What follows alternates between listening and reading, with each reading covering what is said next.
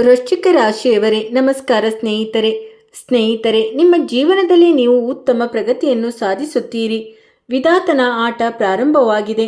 ಹೌದು ಸ್ನೇಹಿತರೆ, ವಿಧಾತ ಅಂದರೆ ದೇವರು. ಒಮ್ಮೆ ಏನನ್ನಾದರೂ ಬರೆದು ಬಿಟ್ಟರೆ ಅದನ್ನು ಯಾರಿಂದಲೂ ಅಳಿಸಲು ಸಾಧ್ಯವಿಲ್ಲ. ಮತ್ತು ಇಲ್ಲಿನವನ ಲೇಖನಿ ಈಗ ನಿಮ್ಮ ಜೀವನದಲ್ಲಿ ನಡೆಯತೊಡಗಿದೆ ಮತ್ತು ಸುಖ ಸಮೃದ್ಧಿ ಈಗ ನಿಮ್ಮ ಜೀವನದಲ್ಲಿ ಮಳೆಯಂತೆ ಸುರಿಯಲಿದೆ. ಹೌದು ಸ್ನೇಹಿತರೆ, ಇದು ಪ್ರಪಂಚದ ಅತಿ ದೊಡ್ಡ ಸತ್ಯ. ಲಕ್ಷ ಪ್ರಯತ್ನಗಳನ್ನು ಮಾಡಿದರೂ ಮೇಲೊಬ್ಬನು ಕೊಡಲು ಬಯಸದಿದ್ದರೆ ಖಾಲಿ ಕೈಯಲ್ಲೇ ಇರಬೇಕಾಗುತ್ತದೆ. ಆದರೆ ಮೇಲೊಬ್ಬ ಕೊಡಲು ನಿರ್ಧರಿಸಿದರೆ ನಂತರ ಅದನ್ನು ತಡೆಯುವವರು ಯಾರೂ ಇಲ್ಲ.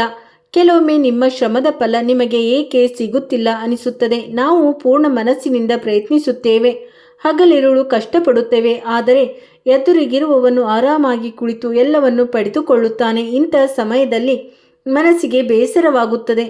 ಮೇಲೊಬ್ಬ ನಮ್ಮ ಮೇಲೆ ಮುನ್ಸಿಕೊಂಡಿದ್ದಾನೆ, ಯಾವುದೋ ವಿಷಯಕ್ಕೆ ಕೋಪಗೊಂಡಿದ್ದಾನೆ ಅನಿಸುತ್ತದೆ. ಆದರೆ ಸ್ನೇಹಿತರೆ, ನೆನಪಿಡಿ, ದೇವರು ತಡ ಮಾಡುತ್ತಾನೆ, ಆದರೆ ದೊಡ್ಡ ಅಕ್ಷರಗಳಲ್ಲಿ ಬರೆಯುತ್ತಾನೆ. ಶ್ರಮವೆಂದಿಗೂ ವ್ಯರ್ಥವಾಗುವುದಿಲ್ಲ.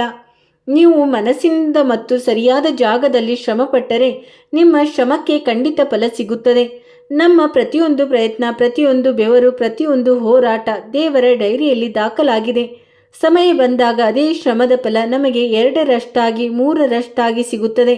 ರೈತ ಬೀಜ ಬಿತ್ತಿದ ತಕ್ಷಣವೇ ಬೆಳೆ ಸಿಗುವುದಿಲ್ಲ. ಮೊದಲು ಬೀಜವನ್ನು ಮಣ್ಣಿನಲ್ಲಿ ಹೂಳಬೇಕಾಗುತ್ತದೆ. ನೀವು ಕತ್ತಲೆಯಲ್ಲಿ ಇರಬೇಕಾಗುತ್ತದೆ. ಮಣ್ಣಿನ ತೇವಾಂಶ, ಬಿಸಿಲು, ಮಳೆ ಎಲ್ಲವನ್ನು ಸಹಿಸಬೇಕಾಗುತ್ತದೆ.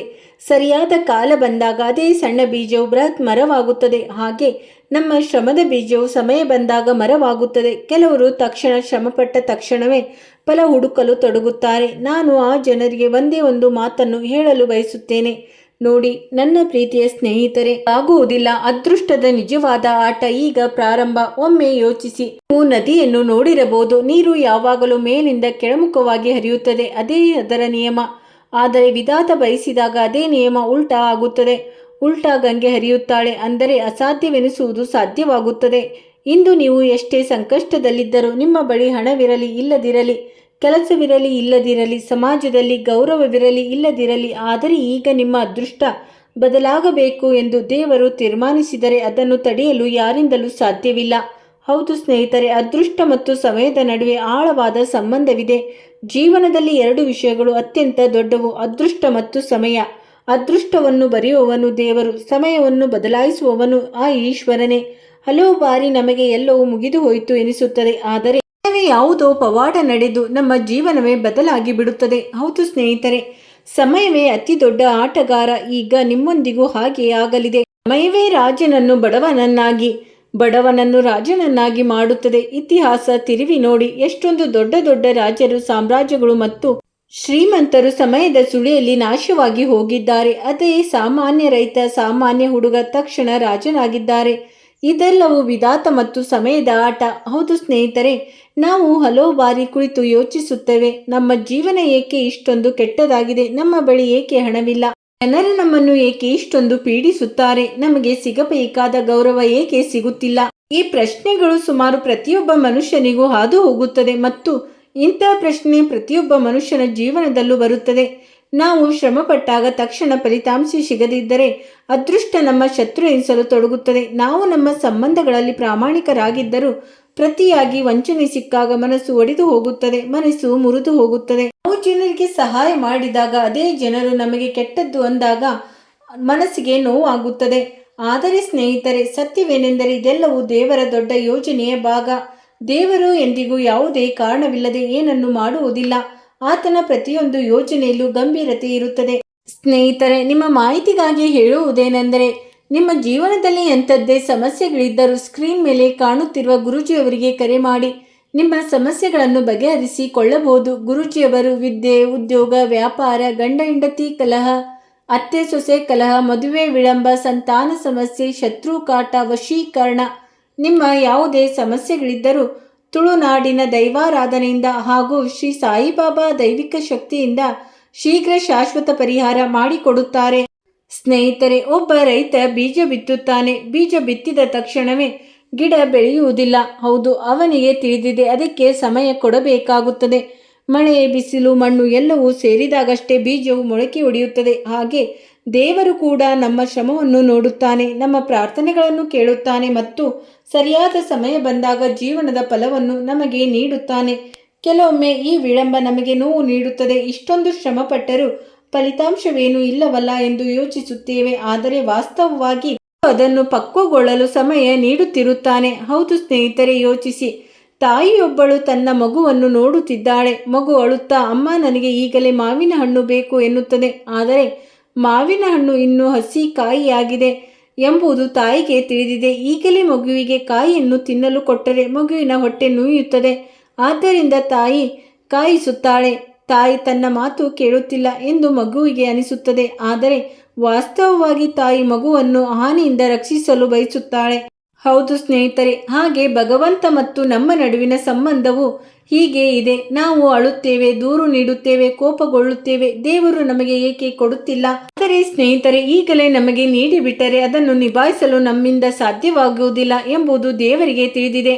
ಆದ್ದರಿಂದ ದೇವರು ಸರಿಯಾದ ಸಮಯಕ್ಕಾಗಿ ಕಾಯಿಸುತ್ತಿದ್ದಾನೆ.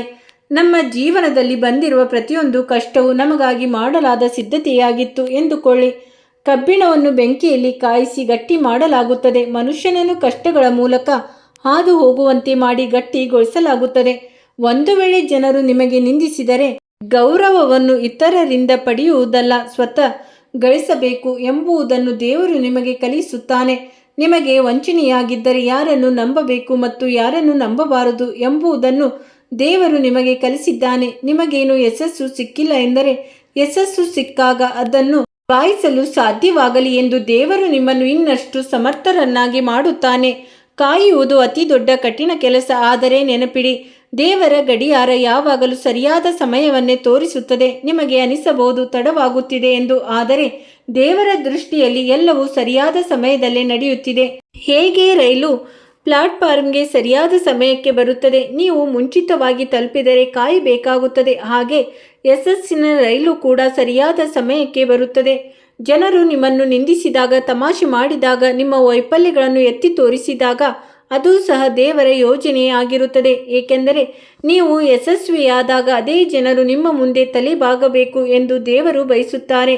ದೇವರು ನಿಮ್ಮ ಗೆಲುವು ಎಷ್ಟೊಂದು ದೊಡ್ಡದಾಗಿರಬೇಕು ಎಂದರೆ ನಿಮ್ಮನ್ನು ಕೀಳಾಗಿ ಕಂಡ ಅದೇ ಜನರು ನಿಮ್ಮನ್ನು ಹೊಗಳಲು ತೊಡಗಬೇಕು ಎಂದು ಬಯಸುತ್ತಾರೆ. ಯಶಸ್ಸು ಪಡೆಯಲು ಮೊದಲ ಹೆಜ್ಜೆ ಚಿಂತನೆಯನ್ನು ಬದಲಾಯಿಸುವುದು.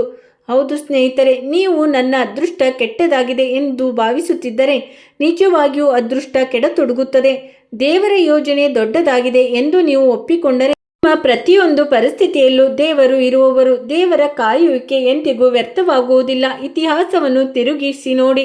ಪ್ರತಿಯೊಬ್ಬ ಮಹಾನ್ ವ್ಯಕ್ತಿಯು ಯಶಸ್ಸಿನ ಮೊದಲ ಹೋರಾಟವನ್ನು ಎದುರಿಸಿದ್ದಾನೆ. ಸ್ನೇಹಿತರೆ, ರಾಮನು ಸಹ 14 ವರ್ಷ ವನವಾಸ ಅನುಭವಿಸಿದನು. ಶ್ರೀಕೃಷ್ಣನು ಸಹ ಬಾಲ್ಯದಲ್ಲಿ ಎಷ್ಟೋ ಸಂಚುಗಳನ್ನು ಎದುರಿಸಿದನು ಮತ್ತು ಶಿವಾಜಿ ಮಹಾರಾಜರು ಎಷ್ಟೋ ಯುದ್ಧಗಳನ್ನು ಮಾಡಿದರು. ಆಗ ಹೋಗಿ ಸಾಮ್ರಾಜ್ಯವನ್ನು ಕಟ್ಟಿ ಬೆಳೆಸಿದರು. ಅಂದರೆ ದೇವರು ಯಾರನ್ನು ದೊಡ್ಡವರನ್ನಾಗಿ ಮಾಡಲು ಬಯಸಿದಾಗ ಮೊದಲು ಅವರನ್ನು ಕಠಿಣ ಹಾದಿಗಳಲ್ಲಿ ನಡೆಸುತ್ತಾರೆ. ಹೌದು ಸ್ನೇಹಿತರೆ, ಅವರು ಮುಂದೆ ಬರುವ ಸಾಧನೆಗಳಿಗೆ ಗಟ್ಟಿಯಾಗಲಿ, ಸಿದ್ಧರಾಗಲಿ ಎಂದು ಅವರಿಗೆ ಸ್ವಲ್ಪ ಸಮಸ್ಯೆಗಳನ್ನು ನೀಡುತ್ತಾರೆ. ಆದರೆ ಜನರು ಇದನ್ನು ಅರ್ಥ ಮಾಡಿಕೊಳ್ಳುವುದಿಲ್ಲ. ಅದರ ಉಲ್ಟಾ ಯೋಚಿಸಲು ಪ್ರಾರಂಭಿಸುತ್ತಾರೆ. ಹಾಗೆ ನಿಮ್ಮ ಮಾಹಿತಿಗಾಗಿ ನಾವು ತಿಳಿಸುವುದೇನೆಂದರೆ, ದೇವರು ಏನೇ ಮಾಡಿದರೂ ಒಳ್ಳೆಯದಕ್ಕೆ ಮಾಡಿರುತ್ತಾರೆ ಮತ್ತು ನೀವು ಮುಂಬರುವ ಭವಿಷ್ಯದ ಒಳಿತಿಗಾಗಿ ಮಾಡಿರುತ್ತಾರೆ. ಆದ್ದರಿಂದ ಚಿಂತಿಸಬೇಡಿ, ಹೆದರಬೇಡಿ, ಸಮಾಧಾನದಿಂದಿರಿ. ದೇವರು ನಿಮಗೆ ಎಂದಿಗೂ ಕೆಟ್ಟದನ್ನು ಮಾಡಲು ಬಿಡುವುದಿಲ್ಲ. ಈ ಮಾತಿನ ಭರವಸೆ ನಾನು ನೀಡುತ್ತೇನೆ. ನೋಡಿ ಸ್ನೇಹಿತರೆ, ಇಂದು ನಿಮ್ಮ ಆತ್ಮವಿಶ್ವಾಸ ಮತ್ತು ಶ್ರಮ ಎರಡೂ ನಿಮ್ಮ ಪರವಾಗಿರುತ್ತದೆ. ಕಾರ್ಯಕ್ಷೇತ್ರದಲ್ಲಿಯೂ ನಿಮ್ಮ ಸ್ಥಾನವನ್ನು ಭದ್ರಪಡಿಸಿಕೊಳ್ಳಲು ನೀವು ಸತತ ಪ್ರಯತ್ನ ಮಾಡುತ್ತಿರಬೇಕು. ಆದರೆ ಪ್ರತಿಯೊಂದು ಕೆಲಸವನ್ನು ಅವಸರದಲ್ಲಿ ಮಾಡಲು ಪ್ರಯತ್ನಿಸಬೇಡಿ. ಇಲ್ಲದಿದ್ದರೆ ನಿಮಗೆ ತೊಂದರೆ ಹೆಚ್ಚಾಗುತ್ತದೆ ಮತ್ತು ಅವಸರದ ಕಾರಣ ಕೆಲಸ ಹಾಳಾಗಬಹುದು. ಇಂದಿನ ಅತ್ಯಂತ ದೊಡ್ಡ ಮತ್ತು ಉತ್ತಮ ತಂತ್ರವೆಂದರೆ ಶ್ರಮದ ಜೊತೆಗೆ ಸ್ಮಾರ್ಟ್ ವರ್ಕಿಂಗ್ ಮೇಲೆಯೂ ಗಮನ ಕೊಡಿ. ಹೌದು ಸ್ನೇಹಿತರೆ, ಸಾಲದ ವ್ಯವಹಾರಗಳಿಂದ ದೂರವಿರಿ ಮತ್ತು ಹಳೆಯ ಒಪ್ಪಂದ ಹಾಗೂ ಜವಾಬ್ದಾರಿಗಳನ್ನು ಪ್ರಾಮಾಣಿಕತೆಯಿಂದ ನಿಭಾಯಿಸಿ. ಆದಾಯದ ಜೊತೆಗೆ ವೆಚ್ಚವು ಇಂದು ಹೆಚ್ಚಾಗಬಹುದು. ಆದ್ದರಿಂದ ಆರ್ಥಿಕ ವಿಷಯಗಳಲ್ಲಿ ಸ್ವಲ್ಪ ಜಾಗರೂಕತೆ ಅಗತ್ಯ. ಕೆಲಸ ಕಾರ್ಯಗಳು ಸಾಮಾನ್ಯ ವೇಗದಲ್ಲಿ ಸಾಗುತ್ತಿವೆ. ಆರ್ಥಿಕ ಚಟುವಟಿಕೆಗಳು ನಿಮ್ಮನ್ನು ನಿರತರನ್ನಾಗಿ ಮಾಡಬಹುದು. ನಿಮ್ಮ ವಿವೇಚನೆ ಮತ್ತು ಸ್ಪಷ್ಟ ಆಲೋಚನೆ ಇಂದು ಹಲವು ಗೊಂದಲಗಳನ್ನು ಸುಲಭವಾಗಿ ಪರಿಹರಿಸಬಲ್ಲದು. ಮತ್ತೊಂದೆಡೆ ನಿಮಗಿರುವ ಸಮಯದಲ್ಲಿ, ನಿಮ್ಮ ದಿನಚರಿಗೆ ಇರುವ ಸಮಯದಲ್ಲಿ ಇಂದು ಸ್ನೇಹಿತರು ಮತ್ತು ಆಪ್ತರ ಜೊತೆ ಉತ್ತಮ ಸಮಯ ಕಳೆಯುವ ಅವಕಾಶ ಸಿಗುತ್ತದೆ. ಯಾವುದಾದರೂ ಆರ್ಥಿಕ ಸವಾಲನ್ನು ಎದುರಿಸಬೇಕಾಗಬಹುದು, ಆದರೆ ನಿಮ್ಮ ಜವಾಬ್ದಾರಿ ಮತ್ತು ವ್ಯಾವಹಾರಿಕ ಆಲೋಚನೆ ನಿಮ್ಮನ್ನು ಎಲ್ಲರಿಂದ ಹೊರಬರಲು ನೆರವಾಗುತ್ತದೆ. ಕೆಲಸವನ್ನು ಸಮಯಕ್ಕೆ ಸರಿಯಾಗಿ ಪೂರ್ಣಗೊಳಿಸಲು ಪ್ರಯತ್ನಿಸಿ, ಏಕೆಂದರೆ ಇಂದಿನ ಸಮಯದ ಸರಿಯಾದ ಬಳಕೆ ನಿಮ್ಮ ಯಶಸ್ಸಿನ ಮೇಲೆ ಹೆಚ್ಚಿನ ಪ್ರಭಾವ ಬೀರುತ್ತದೆ. ಅರ್ಹ ವ್ಯಕ್ತಿಗಳಿಗೆ ವೃತ್ತಿ ಜೀವನಕ್ಕೆ ಸಂಬಂಧಿಸಿದ ಆಕರ್ಷಕ ಆಫರ್ ಇಂದು ಸಿಗಬಹುದು. ಮತ್ತೊಂದೆಡೆ ಸ್ನೇಹಿತರೆ, ನಿಮಗಿರುವ ಸಮಯದಲ್ಲಿ ವೈಯಕ್ತಿಕ ಸಂಬಂಧದಲ್ಲೂ ಆತ್ಮೀಯತೆ ಎದುರಾಗುತ್ತದೆ ಮತ್ತು ಮಿತ್ರರ ಸಹಕಾರ ನಿಮಗೆ ಮುನ್ನಡೆಯಲು ಧೈರ್ಯ ನೀಡುತ್ತದೆ. ನಿಮ್ಮ ಕೆಲಸದ ಸಾಮರ್ಥ್ಯದಲ್ಲಿ ಸುಧಾರಣೆಯಾಗುತ್ತದೆ ಮತ್ತು ಆರ್ಥಿಕ ಸ್ಥಿತಿಯನ್ನು ಬಲಪಡಿಸುವ ಅವಕಾಶಗಳು ಸಿಗುತ್ತವೆ. ಆದರೆ ಇದೇ ಬಾರಿಗೆ ಹಲವು ಕೆಲಸಗಳನ್ನು ಕೈಗೆತ್ತಿಕೊಂಡು ಅನಗತ್ಯ ಒತ್ತಡಕ್ಕೆ ಒಳಗಾಗಬೇಡಿ, ಇಲ್ಲದಿದ್ದರೆ ತೊಂದರೆಯಾಗಬಹುದು. ಮತ್ತೊಂದೆಡೆ ಸ್ನೇಹಿತರೆ, ಇಂದು ನಿಮ್ಮ ಗಮನ ಕುಟುಂಬ ಮತ್ತು ನಿಮ್ಮ ಸುಖ ಸೌಕರ್ಯಗಳ ಮೇಲೆ ಹೆಚ್ಚಾಗಿರುತ್ತದೆ. ಕುಟುಂಬದೊಂದಿಗೆ ಕಳೆಯುವ ಸಮಯ ನಿಮಗೆ ಮಾನಸಿಕ ನೆಮ್ಮದಿ ನೀಡುತ್ತದೆ ಮತ್ತು ಆಪ್ತರಿಗಾಗಿ ಇನ್ನಷ್ಟು ಉತ್ತಮವಾದುದನ್ನು ಮಾಡುವ ಇಚ್ಛೆ ಹೆಚ್ಚಾಗುತ್ತದೆ. ಕೆಲಸದ ಸ್ಥಳದಲ್ಲಿ ನಿರ್ವಹಣೆ ಮತ್ತು ಜವಾಬ್ದಾರಿಗಳು ಹೆಚ್ಚಾಗಬಹುದು, ಆದ್ದರಿಂದ ನಿಮ್ಮ ಕೆಲಸದ ವ್ಯವಸ್ಥೆಯನ್ನು ಸರಿಯಾಗಿಟ್ಟುಕೊಳ್ಳುವುದು ಅಗತ್ಯ. ಯಾವುದಾದರೂ ಹತ್ತಿರ ಸಂಬಂಧಿ ಕೆಲವು ಸಮಯದಿಂದ ಮನಸ್ತಾಪ ನಡೆಯುತ್ತಿದ್ದರೆ ಇಂದು ಮಾತನಾಡುವ ಮೂಲಕ ಅದನ್ನು ದೂರ ಮಾಡಲು ಉತ್ತಮ ಅವಕಾಶ. ಆಸ್ತಿ ಅಥವಾ ಕುಟುಂಬಕ್ಕೆ ಸಂಬಂಧಿಸಿದ ಯಾವುದೇ ವಿಷಯದ ಕುರಿತು ಚರ್ಚೆ ನಡೆಯಬಹುದು, ಆದರೆ ಮಾತಿಗೆ ಜಗಳವಾಗದಂತೆ ನೋಡಿಕೊಳ್ಳಿ. ನಿಮ್ಮ ಸಕ್ರಿಯತೆ ಮತ್ತು ಆಡಳಿತಾತ್ಮಕ ಸಾಮರ್ಥ್ಯ ಇಂದು ಉತ್ತಮವಾಗಿರಲಿದೆ. ಹೌದು ಸ್ನೇಹಿತರೆ, ನಿಮ್ಮ ಮಾತನ್ನು ಸ್ಪಷ್ಟವಾಗಿಡಿ, ಆದರೆ ಇತರರ ಭಾವನೆಗಳನ್ನು ಗಮನದಲ್ಲಿಡಿ. ಇದು ನಿಮಗೆ ಉತ್ತಮವಾಗಿರುತ್ತದೆ. ಮುಂಬರುವ ದಿನಗಳಲ್ಲಿ ನಿಮ್ಮ ಅದೃಷ್ಟವು ಬದಲಾಗುವುದನ್ನು ನೀವು ನೋಡುತ್ತೀರಾ. ಅಲ್ಲಿವರೆಗೂ ತಾಳ್ಮೆಯಿಂದಿರಿ. ಸ್ನೇಹಿತರೆ, ಇಂದಿಗೆ ಇಷ್ಟೇ. ನಿಮ್ಮ ದಿನ ಶುಭವಾಗಿರಲಿ. ನೀವು ನಿಮ್ಮ ಕಾಳಜಿ ವಹಿಸಿ. ಹರ ಹರ ಮಹಾದೇವ್. ಓಂ ನಮಃ ಶಿವಾಯ್. ಸ್ನೇಹಿತರೆ, ವಿಡಿಯೋ ನೋಡಿದ್ದಕ್ಕಾಗಿ ಧನ್ಯವಾದಗಳು.